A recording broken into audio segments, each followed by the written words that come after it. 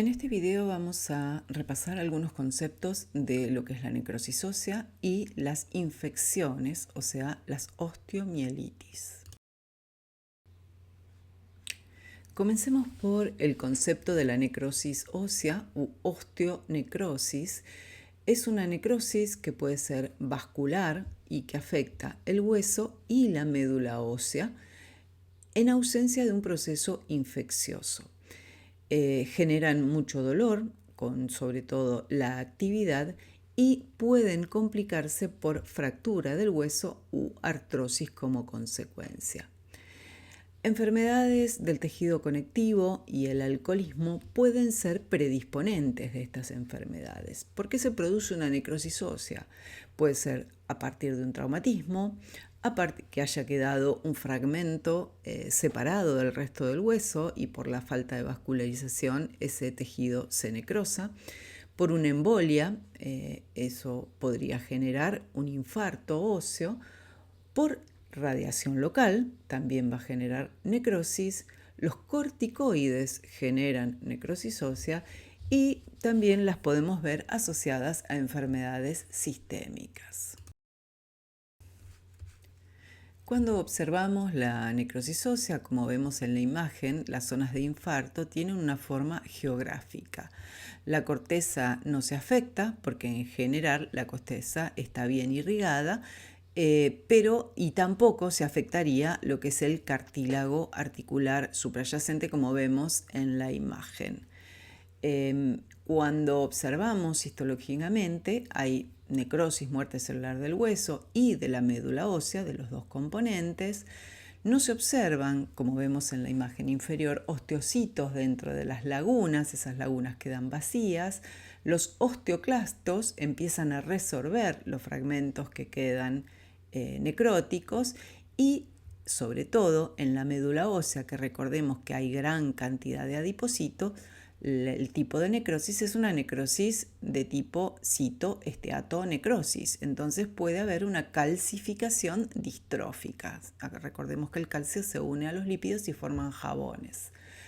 En la zona perinecrótica uno puede ver un intento de reparación, o sea, ese tejido de granulación con intento de revascularización. En los sectores donde hay tejido óseo necrótico lleva a que sea mucho más débil y se puede complicar con fracturas. Cuando hablamos del concepto de osteomielitis, estamos hablando de un proceso de inflamación del hueso y la médula ósea, y las causas más frecuentes son las infecciones, que esto suceda secundario a un proceso infeccioso.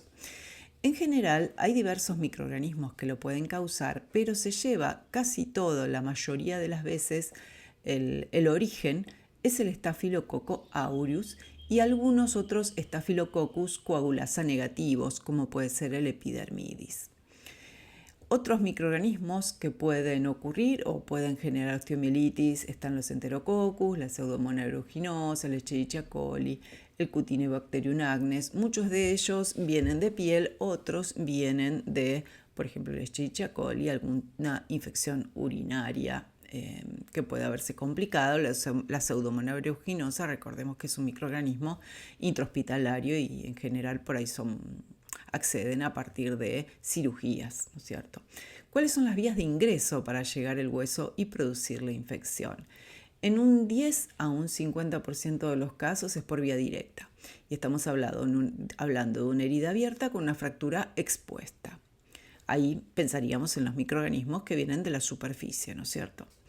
En un 20% de los casos el origen es hematógeno.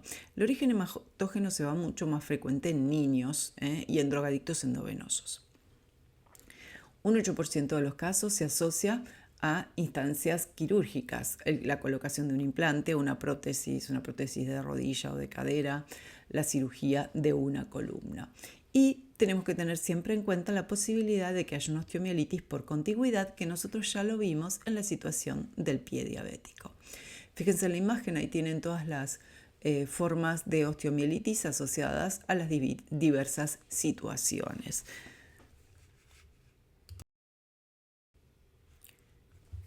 Podríamos clasificar las osteomielitis también en base al patógeno que le dio origen. Y fíjense las diversas ubicaciones y patógenos que deberíamos pensar.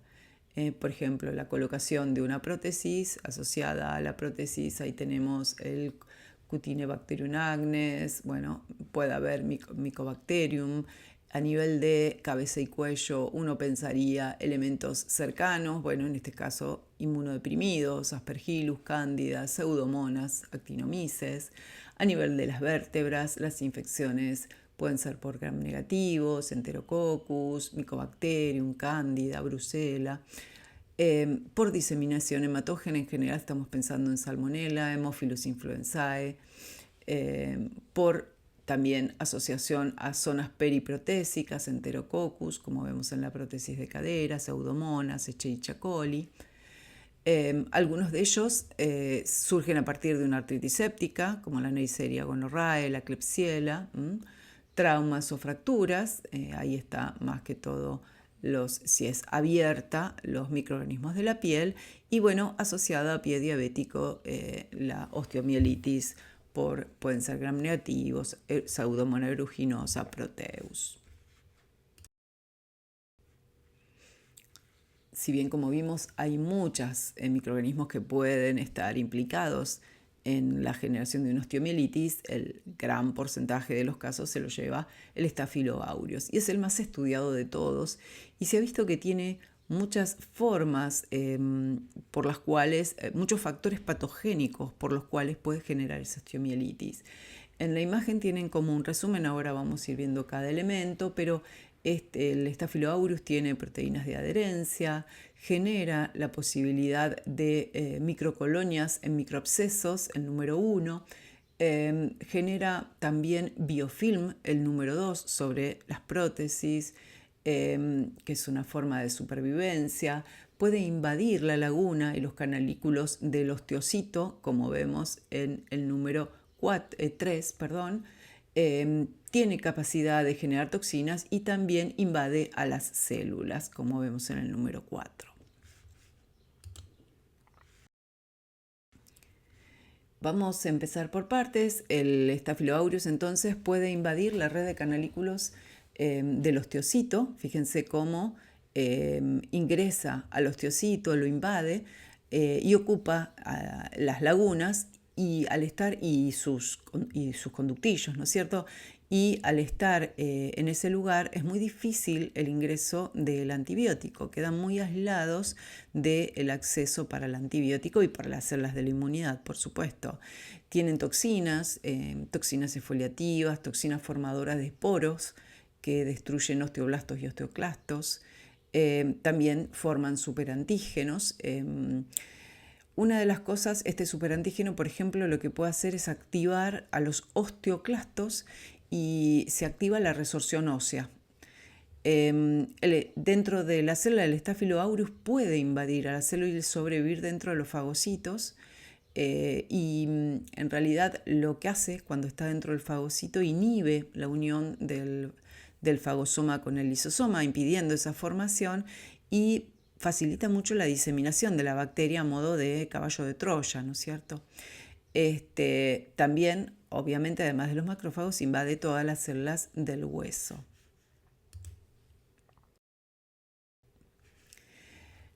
Acá tenemos otras posibilidades, sobre todo en las infecciones crónicas. Lo que se observa es que se han formado las microcolonias de abscesos, esas microcolonias, la que vemos sobre el lado derecho.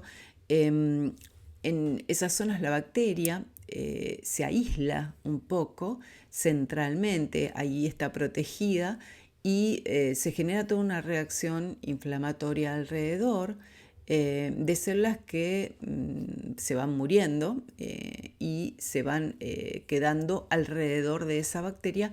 Esos microabscesos, ahí no llegan los antibióticos, no llegan tan fácil las células inmunes y eso hace que persista la infección y vaya hacia la cronicidad.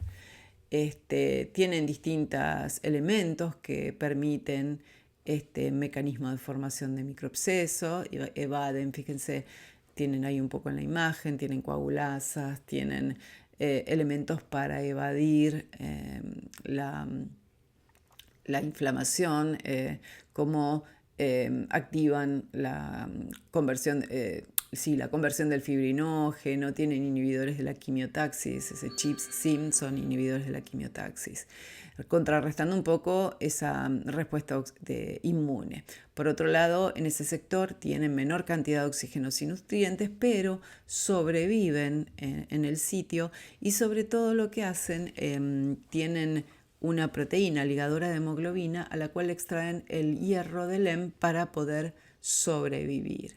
Por otro lado está el tema del biofilm. Los biofilm, como vemos ahí también en la imagen a la izquierda, es una forma que tienen los microorganismos para sobrevivir. Sobre todo esto ocurre cuando no hay gran celularidad del huésped. Se ubican sobre superficies y generan una especie de matriz a la cual se adhieren sobre sustratos no biológicos, ¿no es cierto? Pensando siempre en la prótesis, ¿no? Al adherirse proliferan, sintetizan diversas sustancias y allí quedan. Esos biofilms también son difíciles de erradicar con el antibiótico. Sobre todo es difícil y además es una zona donde hay poca cantidad de oxígeno y es difícil eliminar por las células de la inflamación también, ¿no es cierto? Por otro lado tenemos los factores de respuesta del huésped, ¿no es cierto? El huésped va a responder con la inmunidad innata inicialmente y luego con la adquirida. Y por supuesto lo primero que van a encontrar van a llegar son los polimorfonucleares neutrófilos, los macrófagos. Luego esto va a activar toda la respuesta B y T, incluso se van a formar anticuerpos específicos. Cuando no se puede erradicar, o sea, en principio podrían erradicar esta inflamación, pero si hay una persistencia, ya sea porque, no sé, se formó un biofilm, se formó un absceso, esa persistencia va a llevar a la osteomielitis crónica. Allí, en la etapa de osteomielitis crónicas, vamos a encontrar macrófagos M2, vamos a encontrar TSD8 y recordemos que los macrófagos M2, el intento es, bueno, no puedo eliminar esto, voy a intentar aislarlo y generar un ambiente fibrótico y de cicatrización, aislando más la posibilidad de que hacia ahí lleguen los antibióticos. ¿Qué podemos ver en cuanto a la interacción entre el patógeno y las células propias del huésped sano, la inmunidad? Va a afectar a todas. En general, en los osteoblastos hay una sustancia SPA que se une a un receptor TNF del osteoblasto y eso activa la apoptosis y disminuye su diferenciación. Por otro lado, puede internarse dentro del osteoblasto y también destruirlo e inhibir la formación de la matriz. Recordemos que podía ser intracelular. En el caso de los osteoclastos, esta sustancia SPA activa el TNF y el receptor del factor de crecimiento epidérmico y eso lo que hace es activar a los osteoclastos para mayor resorción, ¿no? Por otro lado, los osteoblastos pueden secretar o activar la formación de RANKL y el ligando, recordemos que activa la osteólisis sobre todo.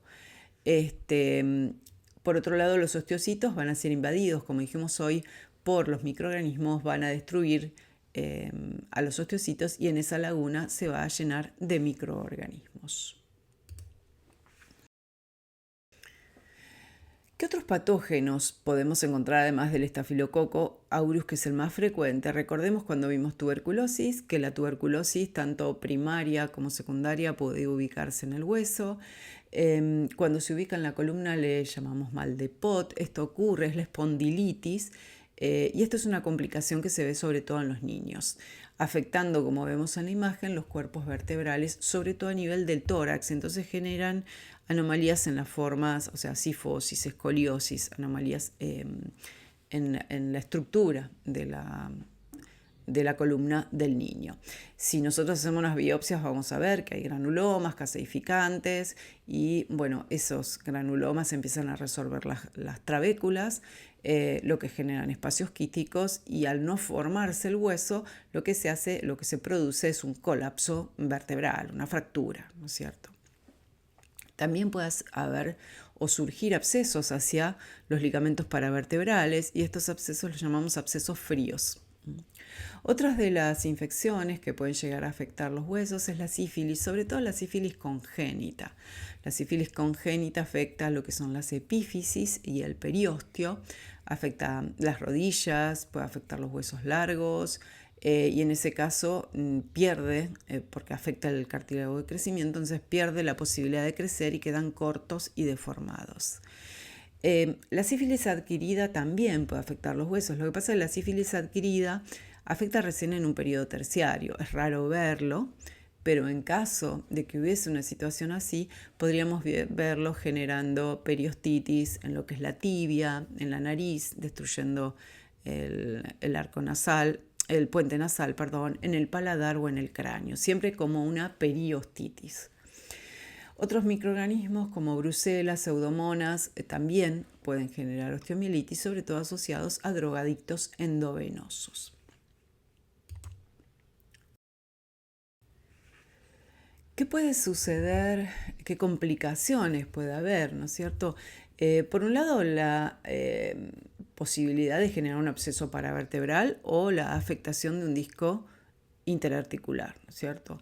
La diseminación por vía sanguínea a todo el cuerpo, generando una septicemia. La posibilidad, sobre todo en niños, de ir hacia la articulación y generar una artritis aguda bacteriana, con digestión del cartílago articular y generar una osteoartritis. La posibilidad, como vimos hoy, de fractura patológica en el caso de la tuberculosis por destrucción de la vértebra. La posibilidad de transformarse en un proceso crónico por todos los factores que vimos, la osteomielitis crónica. La posibilidad de que surja un carcinoma escamoso, escamocelular, eso ocurre sobre todo en los tractos de drenaje, las fístulas. Las osteomielitis crónicas suelen tener fístulas de drenaje hacia la piel. Eso se reepiteliza a partir de epitelio cutáneo, y el proceso inflamatorio crónico puede llevar a que ocurran carcinomas escamosos a ese nivel. Y la posibilidad de, como todo proceso inflamatorio crónico, genere una amiloidosis.